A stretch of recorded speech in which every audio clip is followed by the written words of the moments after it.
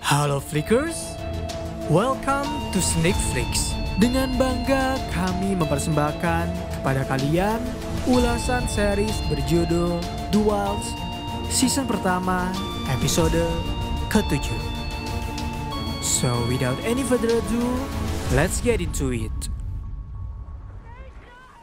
Scene dibuka oleh Martha, orang pertama yang masuk ke dalam pesawat dan dilayani oleh pramugara. Martha tentu senang mendapat pelayanan kelas atas di mana ia bisa menikmati fasilitas pesawat. Bahkan, Martha saat itu mendapat sambutan hangat seperti nyanyian riang serta kehadiran dari seorang Janet.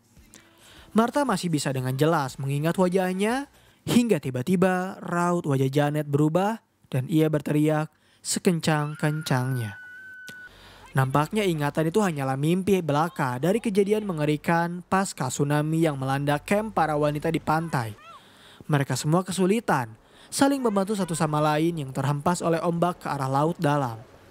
Kali ini, mereka benar-benar berada di posisi yang sangat tidak menguntungkan. Di satu sisi, Profesor Gretsch sedang mencoba untuk memproyeksikan bagaimana ia akan memberitahu kepada para investor terkait idenya untuk menguji coba ke-8 wanita yang terjebak di dalam pulau. Bisa dilihat, mereka yang berpikiran mandiri mulai bersinergi untuk membantu satu sama lain. Tetapi, Gretsch merasa presentasinya masih belum terlalu meyakinkan untuk ia tunjukkan kepada para investor. Kembali ke pantai, di mana semua orang sudah tak lagi memiliki harapan. Mereka tak memiliki pasokan makanan, tak memiliki tempat untuk berteduh dan pikiran mereka sudah tak bisa berpikir jernih karena mulai menyudutkan satu sama lain. Terlebih Fatin dan Leah yang mulai merasa jika neraka ini adalah rencana dari seorang Shelby. Ia yakin Shelby adalah dalang dari semua ini. Terlihat dari gerak-geriknya serta bencana yang mereka alami semalaman. Tak lama kemudian, pemimpin kelompok Dot meminta kepada semua teman-temannya untuk berkumpul. Ia ingin menjelaskan jika kini camp mereka telah hilang dihempas oleh ombak dan ia ingin semua orang memikirkan cara agar mereka bisa tidur setidaknya dengan nyenyak. Namun alih-alih memikirkan cara keluar dari permasalahan ini, masing-masing dari mereka justru saling menyalahkan satu sama lain. Seperti Fatin yang disalahkan karena tak menjaga api unggun, Fatin yang beralasan ia memindahkan tanggung jawab itu kepada Shelby yang memang menginginkannya, hingga bentrokan pun mulai terjadi. Semua orang saling merasa paling benar dan menyalahkan orang-orang yang lalai dalam tanggung jawabnya. Kemudian datanglah Shelby membawa 2 tas yang ia temukan dari suatu tempat.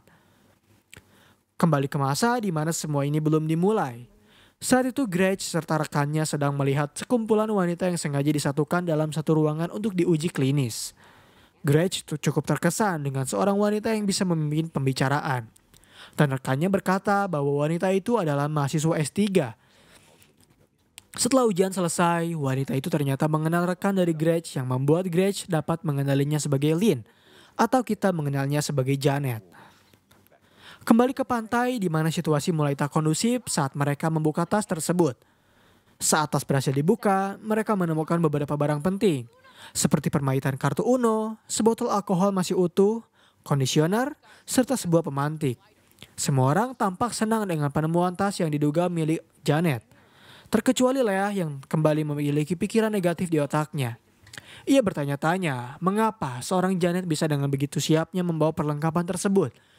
Ia merasa ini semua memang sudah disetting dari awal dan ia yakin orang yang terlibat ke dalam teori konspirasi ini adalah Shelby. Leah menganggap bukti di mana Shelby tak memakan kerang sebagai salah satu alasan mengapa ia tak mempercayainya. Semua orang terdiam, mencoba untuk menenangkan Leah dan tak bisa memihak kepada salah satu dari mereka. Namun tampaknya tak hanya Leah yang merasa seperti itu, melainkan Nora yang mulai menekan Russell karena ia merasa kakaknya hampir saja membuatnya terbunuh. Dan ketika semua orang menyudutkan Shelby, barulah Shelby mau memberitahu apa yang sebenarnya terjadi. Dan apa yang sebenarnya ia lakukan ketika menjauhi teman-temannya ke dalam hutan. Lalu Shelby tiba-tiba memperlihatkan gigi palsunya yang ia copot. Ia mengaku selalu menjauhi teman-temannya karena ia harus mencuci gigi palsu tersebut. Ia malu jika teman-temannya mengetahui bahwa dirinya tak sempurna, sehingga ia harus mencucinya secara sembunyi-sembunyi. Setelah Shelby menjelaskan rahasia terbesar miliknya, ia memutuskan untuk menjauh dari keramaian dan semua orang pun terdiam. Di satu sisi, Gretch yang mulai tertarik dengan Lin akhirnya menghampiri sebuah bar tempat di mana Lin bekerja. Ia awalnya mengajaknya berbicara tentang kehidupan, hingga ketika Lin memiliki waktu senggang untuk berbicara berdua, Gretch langsung menjelaskan tentang proyeknya dalam segi psikologi seorang wanita. Saat mendengar proyek besar itu, Lin mengaku ia cukup tertarik. Terlebih Gretch dapat meyakinkan Lin bahwa proyek miliknya akan berjalan dengan sangat baik, sehingga saat itu Lin siap untuk ikut menjadi salah satu peserta miliknya. Lalu Shin memperlihatkan rombongan para wanita yang memutuskan untuk berpindah tempat dari tempat awal di mana mereka terdampar. Setelah mereka berjalan cukup panjang, akhirnya mereka menemukan dasar pantai yang jauh lebih baik. Bahkan di sana terdapat sebuah sofa yang bisa digunakan sebagai singgahsana. Sebelum mereka merapikan barang, tampak Russell ingin sedikit meminta bagian dari Dot yang selalu ia dapatkan. Kali ini Russell merasa ingin memegang pemantik untuk menyalakan api unggun. Dot tentu saja setuju karena ia tak pernah bersikap egois. Hingga pada akhirnya Russell baru menyadari jika mereka kekurangan satu orang, yaitu Tony. Tampaknya Tony saat itu menghampiri Shelby yang menyendiri di dalam hutan. Tony beralasan ia hanya ingin mengumpulkan kayu bakar. Tetapi Shelby justru langsung segera membantunya. Mereka berbincang, di mana Tony meminta kepada Shelby untuk tetap percaya diri dan menganggap gigi palsu itu sebagai lelucon. Percakapan di antara mereka berdua ternyata membuat mereka jauh lebih dekat daripada sebelumnya. Di kantor monitor, tampak Lin sedang dipersiapkan untuk menjadi salah satu bagian dari peserta. Ia juga telah diminta untuk menceritakan apa yang ia sukai dan harus merubah penampilannya. Lin menyebutkan semuanya, bahkan ia telah dibuatkan sosial media jika sewaktu-waktu ada orang yang menanyakan identitasnya. Tepat di malam hari sebelum proyek akan dimulai, Gretch mengajak kepada rekan-rekannya untuk berpesta sejenak. Saat itu Lin mengaku sangat amat senang karena bisa berpartisipasi dengan proyek yang dimiliki oleh Gretch. Bahkan sebagai tanda senangnya, ia mengajak kepada Gretch untuk segera bernyanyi di depan. Karena malam ini akan menjadi malam terakhirnya. Seperti sebuah pertanda bahwa Lin akan pergi selamanya. Kembali ke pantai di mana Russell yang merasa mulai memiliki power untuk memberi tugas kepada teman-temannya. Ia mencoba untuk berbagi tugas di mana dirinya meminta kepada Fatin untuk membawa tas dan mencari perbekalan di hutan, serta meminta kepada Nora untuk ikut bersamanya karena ia ingin mengabulkan permintaan Nora untuk selalu ikut bersamanya. Namun saat Russell memberi perintah, tampak tak ada satupun yang mau menurutinya. Hal itu membuat Russell marah, menarik Nora sehingga timbullah kembali percikan api di antara mereka. Saking begitu emosionalnya, Nora langsung menceritakan apa yang sebenarnya terjadi kepada Russell, di mana sebenarnya ia tak diterima di Stanford.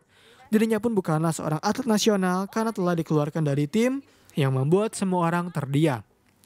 Russell semakin malu dengan cerita tersebut dan ia langsung mereaksi perkataan Nora dengan menarik rambutnya hingga terjadi pertengkaran di antara mereka berdua.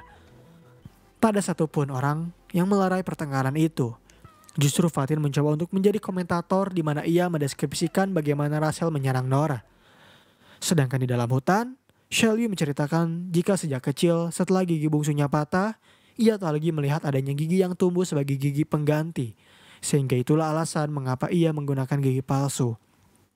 Hal yang sama diceritakan oleh Tony yang mengaku telah ditinggalkan oleh ayahnya sejak kecil.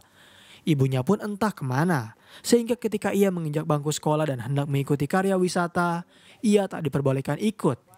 Karena tak ada perwakilan orang tua yang mau menandatangani suratnya. Apa yang Tony ceritakan membuat Shelby bersimpati, hingga ia tak sadar mencium Tony begitu nafsu. Tony sebenarnya hendak membalas, tetapi Shelby mengurungkan niatnya lalu segera pergi meninggalkan Tony. Masih dalam pertengkaran, Nora dan Russell di mana pertengkaran itu kembali memunculkan kekacauan saat Dot tak sengaja menyenggol Fatin sehingga sikat gigi otomatisnya terjatuh. Dan ketika Fatin mengambilnya, ternyata sikat gigi tersebut rusak yang membuat Fatin langsung bereaksi dengan menghajar wajahnya. Kekacauan semakin menjadi-jadi di mana semua orang tampak mencoba untuk saling membunuh satu sama lain. Dan karena Dot tak tahan melihat kekacauan itu, ia meminta kepada semua orang untuk berhenti. Meminta kepada mereka untuk membayangkan apa yang sebenarnya terjadi di luar sana. Apakah TV akan menyiarkan hilangnya mereka? Apakah orang tua mereka akan menangisi hilangnya mereka? Bahkan apakah Barack Obama akan turut berbelasungkawa dengan kiamat ini? Dot ingin menegaskan mereka tak boleh saling membunuh satu sama lain. Karena mereka telah bersama-sama selama 15 hari tanpa ada bantuan sama sekali. Dan jika mereka ingin terbunuh, maka mereka tak perlu meminta bantuan dari orang lain. Karena pulau inilah yang akan membunuh mereka dengan mudah. Sama seperti apa yang telah menimpa Janet.